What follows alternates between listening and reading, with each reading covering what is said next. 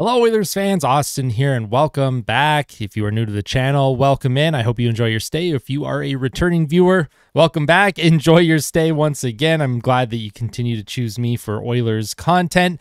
Today's day after discussion, a little bit shorter than usual. Sometimes these can run up between 20 and 30 minutes, but I did just want to talk about a few things, especially as we get closer to the playoffs. But the topics are on the right-hand side of the screen. We have Connor McDavid's 100th assist. We have Dylan Holloway, Kris Knoblauch, Ryan Nugent-Hopkins, the playoff bracket, and playoff content. Now, every single topic I'm going to have time-stamped, so if there's anything specific on this video that you want to watch, you don't have to watch it from beginning to end. You don't have to scroll through with the media player to find where you want to go to try and hit that topic. It will be clearly labeled in the description and on the channel itself, the media player. So, with that out of the way, let's jump into it. Last night, the Edmonton Oilers, they wrapped up their home schedule, fan appreciation night. They beat the San Jose Sharks 9-2, and it was a game where, I mean, it could have been even way more out of hand. The Oilers were up 9-1 after 2, and you could tell in the third period they weren't really looking for shots other than Warren Foegele. Warren Foegele was working really hard for that hat trick. He was just digging in corners and moving his feet. Everyone else was kind of just playing perimeter. Sorry, my cat is like trying to climb on me right now. Hi, Tass. So 9-2 Oilers, Connor McDavid. We'll start with him. He gets his 100th assist of the year. He is only the fourth NHL player to do that. Now, Nikita Kucherov has one game remaining, and he is sitting at 99 assists. So it is likely that he also hits 100 assists this season. As an Oilers fan, I'm glad Connor McDavid did it first. But the fact that we could have two 100 assist players in one season, when before that in all of NHL history, only 3 players had ever accomplished that feat, that's pretty incredible to me. That's amazing. That's historic. That's something that should be celebrated, and hockey is just truly in a really good spot right now in terms of the offense, the entertainment value, and of course the skill on display on the ice every night with the players. So Connor McDavid, 100th assist of the year. Super humongous congratulations. Now, I don't think that puts him in the Hart Trophy conversation. He will probably get top 5 votes, but there are some players that I think will finish ahead of him. Guys like Kucherov, guys like McKinnon, that sort of thing. So, but it'll be interesting to see how the votes shake up. I will be doing a video on the NHL awards once the season does wrap up, kind of my own predictions and who I think will win, and who I want to win. So, just going to move on quickly from there. Congrats to McDavid. I didn't want to spend too much time on the 100th assist milestone because I did spend a lot of time on it on the post-game recap last night. So, let's move on to Dylan Holloway. Now, since he's been called up, he has 2 goals and 2 assists. He has 4 points in the 4 games that he has been up with the team, and he is at a +4 rating. Now, obviously, 3 of his 4 points came against the San Jose Sharks last night, but every single game, Dylan Holloway, he finds himself in the right spot. He uses his speed to get on the forecheck. He pressures defenders really well. He causes turnovers. He gets in front of the net. He rips shot coming down the wing. There was a couple shots last night where he was absolutely flying. He puts the Jets on and he gets a shot in motion. Very tough to stop. Corey Perry fed him in the top of the slot in the second period that I forget the goaltender's name. Cooley saved on Holloway. It was a great save. Dylan Holloway could have probably had 5 or 6 points last night. But in saying that, when we get closer to the playoffs, do you take Dylan Holloway out of the lineup? Holloway's been playing because McDavid wasn't, so he had been inserted into the lineup because McDavid was out. And then Evander Kane did not play against San Jose for maintenance, so they kept Dylan Holloway in. And Dylan Holloway is making a very strong argument to stay in this lineup and be a regular contributor on that team. And what he does add in that bottom 6 is speed. The bottom 6, for the most part, when you had Henrique in there, you have Corey Perry, you have Carrick, you have Ryan, you have Janmark. None of these guys are like going to beat you with foot speed. They don't have that extra gear. Dylan Holloway has that extra gear. So if he is on, say, like the third line with a Ryan McLeod and a Corey Perry, which, by the way, that line has been absolutely terrific. They give teams fits every single night. I know Ryan McLeod didn't get on the score sheet last night, but he was a +3, and he was all over it with Corey Perry and Dylan Holloway. Those 3 work wonders. That, to me, going into the playoffs, that should be the third line, and then try and figure out the fourth line situation from there. Of course, I would prefer Nuge with McDavid and Hyman. However, Adam Henrique was up on the top line last night, and I thought he played really well. So Adam Henrique up on the top line with McDavid and Hyman. I thought those three played very good. You might have something there, and then when Evander Kane comes back, you can have Nuge, Draisaitl, and maybe Kane. Do you put Kane on the right wing? I don't know if you put Kane on the right wing. Third line, of course, you'll have your Holloway, McLeod, and Perry. Fourth line, I don't know who you, Janmark, Ryan, Brown. So Kris Knoblauch, he has some decisions to make here. And speaking of Kris Knoblauch, just his approach and attention to detail in recent games, even though they didn't come out on top against Vancouver, they didn't come out on top against Arizona, they did beat the Vegas Golden Knights without Connor McDavid, and that was probably the best overall game the team played this season in terms of their structure. You can tell the Oilers lately have been very structured. They have been very responsible in all three zones. Kris Knoblauch has this team pretty much ready to go for the playoffs. And, you know, again, it's hard to like judge the game against the Sharks because they are a bottom feeding team. They are a lottery team. So you can't look at a 9-2 win and feel that great about your game because it's not like San Jose can really push and shove back on the score sheet.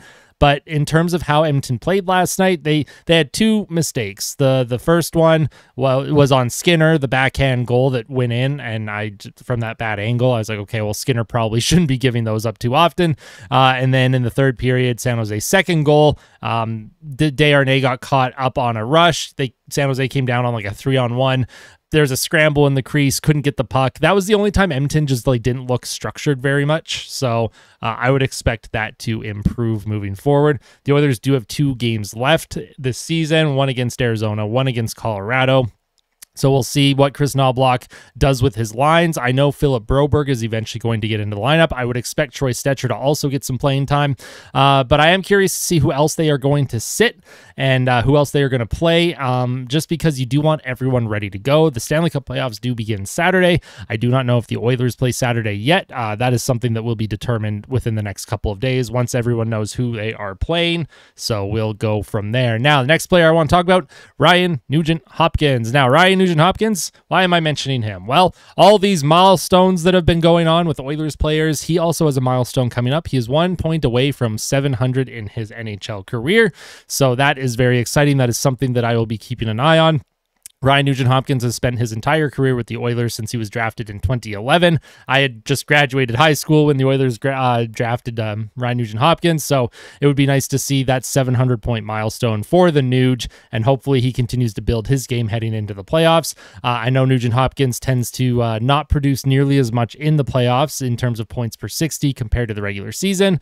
I'm really hoping that changes this year. I think the way he's playing this year, it seems a lot more defensively responsible than in years past. Not saying that he was a run and gun, not responsible defensively, but it seems like every line that he is put on, his job is to make sure that he is the centerman that's back and supporting the D-men down low and then getting the puck up for transition and then following the play. So for Ryan Nugent-Hopkins, huge congrats when he hits that 700th point. I'm very excited to witness that. He's had a good season, not a great season. Let's hope he can build on something heading into the playoffs here. And speaking of playoffs, let's talk about the playoff bracket. So the NHL website, they do the bracket challenge. They'll have the brackets. You can join different leagues. You can submit your bracket in these leagues. You can have like a team name. There's leaderboards. There's prizes through the NHL.com website. However, what I'm also going to do with my bracket challenge is I will create my own league for all of us, all of you watching right now, the bracket challenge league. I'll call it probably the Austin Hockey League. Create your bracket, submit it, put it in the Austin Hockey League once they become available.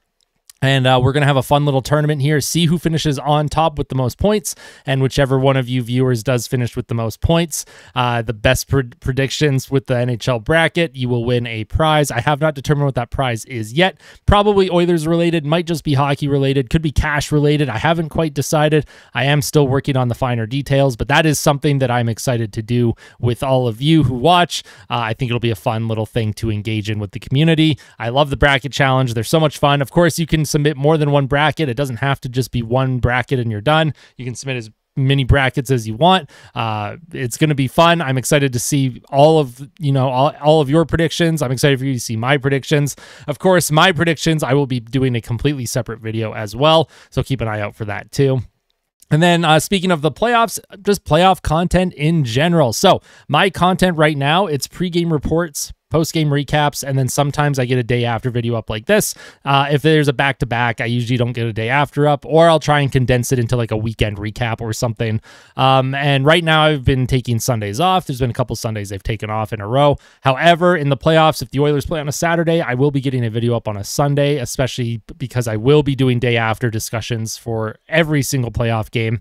And also during the playoffs, I am planning on doing live streams. I'm going to live stream while the game is on. We will do watch parties together. Now, my schedule has to permit that with work, so we will see which games I'm actually able to do a live stream watch party, but those are something that I'm very much looking forward to. You get to see my live reaction to games.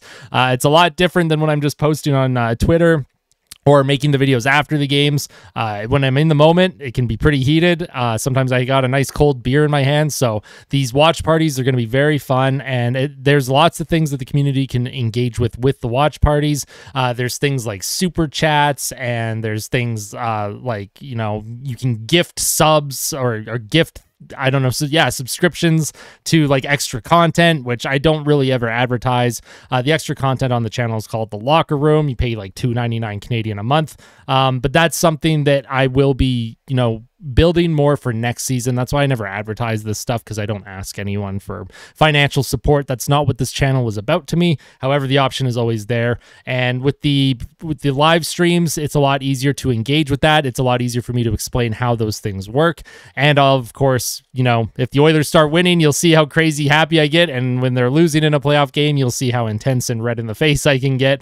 There's going to be a lot of passion out there. It's going to be so much fun. And to experience playoff hockey with you guys, Oilers fans, for the first time in my life on a platform like YouTube, I'm very much looking forward to it. So again, today was just a brief day after discussion. I didn't want to discuss too much about the game. I kind of feel bad for the Sharks. I do hope San Jose gets to draft Macklin Celebrini this June.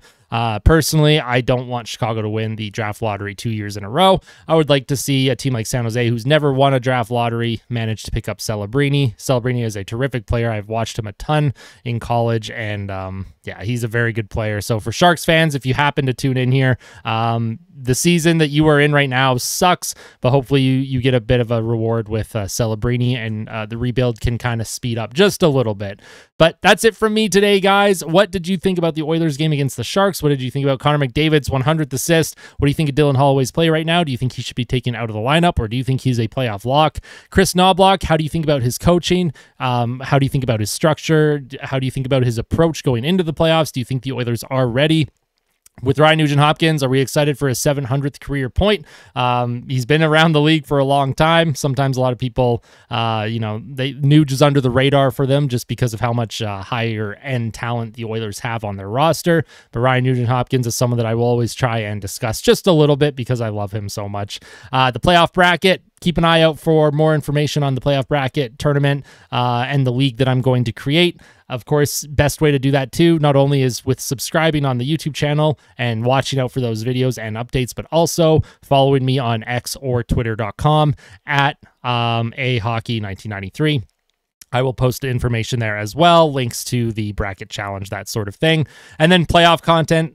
Once again, very excited for the playoffs. I have a lot planned, a lot of exciting things planned, and we're going to have a lot of fun in the playoffs. I cannot wait. It's almost, you know, I almost don't really care about the final 2 games of the season. I just want to get the playoffs started. But soon enough, Oilers fans, as always, I appreciate all of you tuning into these videos. It means the world to me. Your support means the world to me. Make sure you hit like, make sure you hit subscribe. And before you head home or go to bed tonight or however you're watching this video, make sure you tell someone that you love them. It means the world. Thank you so much. I will see you in tomorrow's pregame report between the Oilers and Arizona Coyotes. Take care, everyone.